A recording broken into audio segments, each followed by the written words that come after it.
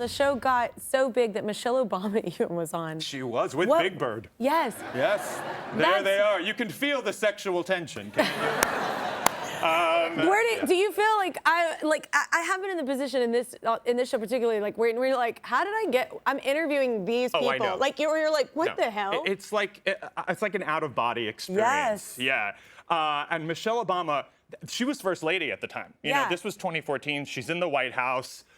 I was so nervous. You know, I'm standing there, by the way, with Big Bird, which is already surreal. That's a very, has a very odd position to find yourself in. And then Michelle Obama comes in. I was very nervous because I wanted to shout at her and do my thing, but she's Michelle Obama. Yeah. And I was like, can I shout at Michelle Obama? With Secret Service here? The Secret Service was literally surrounding us, right? No pressure. But if I don't shout, I'm not the character. Yeah. Right? And so I did. She could not have been nicer. She's super cool. She's the coolest, as you would imagine, and the best. And that was one of the best days of my life. I know, it's so cool. It's those moments too where you're like, how did life get to this moment? Totally, exactly. Like, wait, what? Exactly. Yes, all right. What's it like to see something that you have created? Because, it's rare for us to have something that lasts in pop culture. Like, this is such a fickle industry. Like, oh, my God. What's it like to have that? It's shocking. Yeah. And people always tell me, like, oh, you're all over my algorithm. You're all over my TikTok. And I'm like, still? How is that possible? Yeah.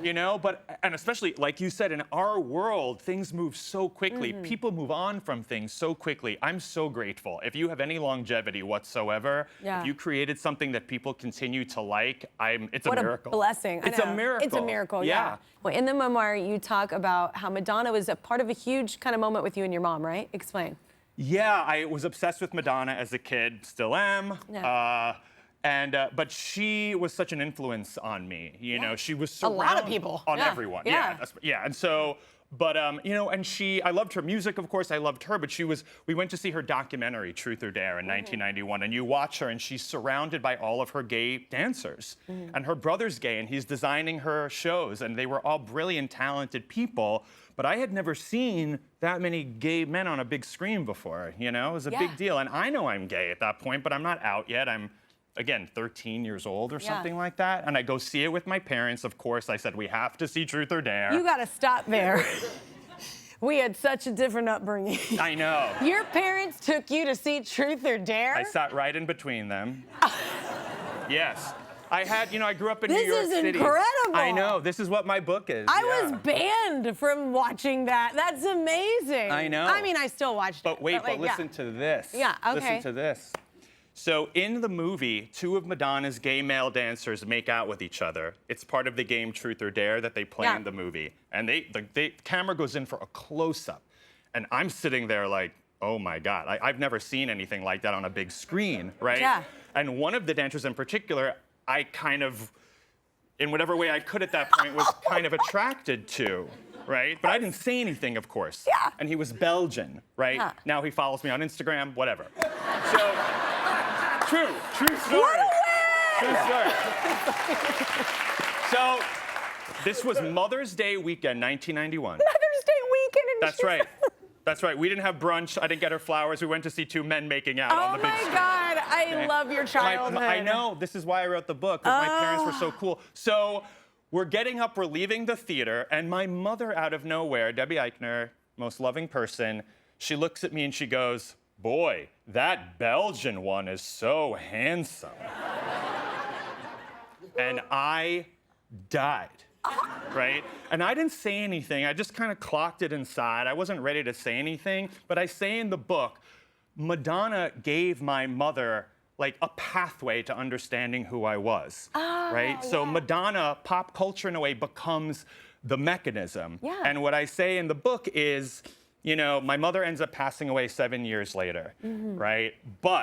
And that's very sad, but when I look back, I think, mothers die young sometimes, I say in the book, and life is cruel and fragile and unpredictable, but when your mother says that Belgian dancer was hot after we all just watched him making out with another guy on Mother's Day in 1991, that lives forever. That is incredible. Yeah. You include your favorite poems in your book, and one is from Edna St. Vincent Millay called Love Is Not All. I love this one.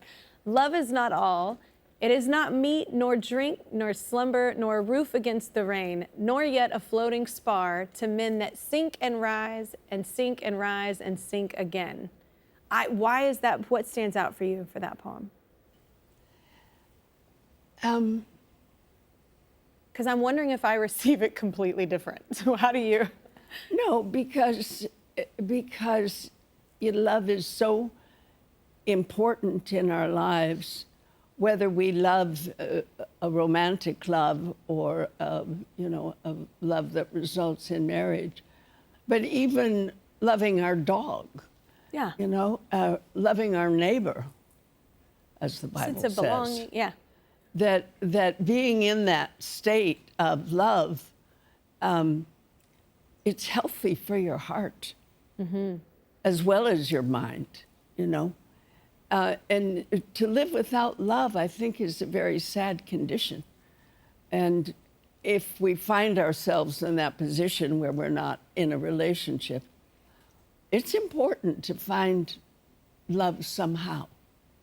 Love whoever it is, Yeah. however it is. And I seriously mean it. My dog is a big source of love for me. Oh, me you know? too. Henry is my boyfriend. So, yeah. Yeah. I love my dog, yes. Yeah. I also love, too, I love that she recognizes, like, you know, people are like, oh, you can survive without food for so long. You can survive without water for so long, or whatever, sleep for so long, the things she kind of references. But at the end of the day, like, no one's writing songs about water and, like, food and, you know what I'm saying? No one's, like, making movies about, because nothing moves you like the power of love. Like that, the power of belonging or connection or all of that. It's such a powerful thing that I do think is also a necessity for humanity. Yeah. Yeah. That's how I received it too. I was like, wait, we're on the same page, right? I was like, I'm in that class, you know, and it's like the teacher's like, what did you get from it? What did you get from it? That's what I got from it too, sure, yeah. I get nervous. I'm like, I don't know if I'm cool enough, I don't know. But wait, we talked about music and poetry. So is it true music prepared you to do scary scenes in films? I heard in The Exorcist you would listen to classical music, is that right? Well, I always pretty much listen to classical music. And with The Exorcist, we would do a scene, do a master shot of a scene where I would be in a highly emotional state. And I had to stay there while they relit to move the camera around to the other angle. And maybe 20 or 30 minutes could go by while they're relighting. And you're supposed to stay in that. And I'm supposed to stay in this wild state. And, you know, people will come up and say, are you okay? Can I get you a cup of tea? Yeah. You know, and I just want to say, go away.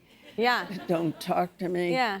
Because you want to stay in that moment. Yeah. So I found that if I just put headphones on, put on Mozart or whoever, and turn my chair to the wall, so the wall was right here. So that sent a message to the people going by. Do not interrupt this woman. They didn't have to ask me if I was okay or if I wanted company. Yeah. Yeah. One of my favorite things that I did as a cartoon here was a song called Christmas Time for the Jews. Yeah. I don't know if people remember that thing, but it made me think of, you know, I know it's all supposed to be about me, but. What? I just want to thank you for Underneath the Tree is such an amazing song. Oh, thank you. I love. Thank you. I know that's a weird. I love Christmas music. I know it sounds very strange coming from an old Jewish man in his 60s.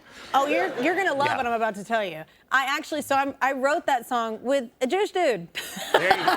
We wrote all of these Christmas songs. Here's the thing, though. Yeah. I had no. It's Greg Kirsten. We'd worked together before, and I just never. I don't know. I just didn't really think about it. And then we were in the studio, and we were making a Christmas record, and he was like. I was like, well, we're gonna do this song. And he's like, oh, okay, let me just hear it. And I was like, okay. And then it'd be another song. Hey, you didn't hear this one? And oh, we're gonna cover this one. He hadn't heard any of them. And I was like, what do you mean? You've never heard it? And he was like, I'm Jewish. And I was like, oh my God. I love that I'm making this Christmas record with you. And he's like, and it was awesome though, because he didn't know them. So he had his own perspective. He had a fresh mind about it. He didn't know any of them. So many people we wrote try Underneath the Tree. I know, and it's just you and him, and which is also amazing because when I hear a pop song I like, and then I check the writers. It's like 20 people half the time. Oh, wait, that's you know. me and Greg. Yeah, yeah, yeah. But it's just you and Greg. Yeah. That's incredible. No, And, it was. Thank you so much, though. That was really fun. I didn't realize, it's really though. hard to recreate that. There have been a lot of great. Every year, somebody comes out and tries to. Oh, you yeah, know, to do the Mariah effect. The Mariah thing. Yes. And it's Yeah. very It's a real hard. thing. Yeah. It's a real Yeah. thing. We're all trying. Yeah. Yeah, but yours is in that world, but it's its own thing, and Well, it's thank amazing. you. And no, I've got about 10 more minutes on this. No. We've got to switch to you because you're actually part of something else in this building that I love. I'm obsessed. I've always had a secret love for Conan. That's and his you studio. did, I know. Yeah. It's graced by him. I love him. That was the best job I ever had. Yeah, I 'Cause know I got you- to start the show. I was going to say you started it Yeah, with him. I left Saturday. Actually, I left Saturday Night Live. Why did I say failures? I did failures after that. Okay. But my first gig that I did, I left Saturday Night Live because I wrote with Conan a lot. Yeah. And we were buddies, and he asked love me to his be show. his first head writer and producer. Well done. Yeah. Oh my God, I love that show But so I was much. obsessed with doing stuff that Letterman hadn't done, you know? To not be compared. Yeah, to not be compared. We even didn't want the same name. I was like, we can't call it Late Night because it's Letterman. You gotta. So I was like, let's call it Nighty Night. And then we pitched it to Lorne Michaels, and he says, I was thinking Night Night. It's like, out of the blue, he was thinking also to change the name. He was afraid of being compared to Letterman, too. So then we go to the yeah. NBC and pitch it, and they're like, Night Night. They're like, Not shut up. happening. Yeah, they're like, we're keeping this legacy thing. Yes. Yeah. I But get that though, to separate one, but his show is so different. I like both shows, but Conan's was so different. that's the thing. It's like everything that we didn't do, you know, and some of them were dumb. Like I was like, you can't do remote segments. Yeah. Like where you go out on the street. Like that's what Letterman did, and it ends up being the thing that Conan is Yeah. still doing on like HBO Max. Yeah. He's so good at it. Oh my God! In the year So- 2000, the string dance, all the, Oh, no, yeah. there were Oh, all yeah, the. No, yeah. I'm literally a super fan. Like I love that show. He's Well, my favorite. I have a lot of some of my most fun memories doing that show was doing Triumph the Insult Comic Dog. Yes. You guys know that? Yes. Dog that drove Eminem to tears practically. Oh, my God. But yeah, and you know, I was thinking of you again, we hit American Idol a couple of times. Love it. Yeah. Hit away. Triumph went to Honolulu to annoy people who were online to audition Oh, for because that was American later Idol. on. Whenever they. It was like the year, it was only like a year after you were on. I was like, like bitch, 2001. I did not get to go to Honolulu. No. I don't know. I was on the wouldn't first complain. season. I wouldn't complain. No, I know, but I was on the first season when there was like. No, I heard, and they that promised wasn't you the a budget. car. They did.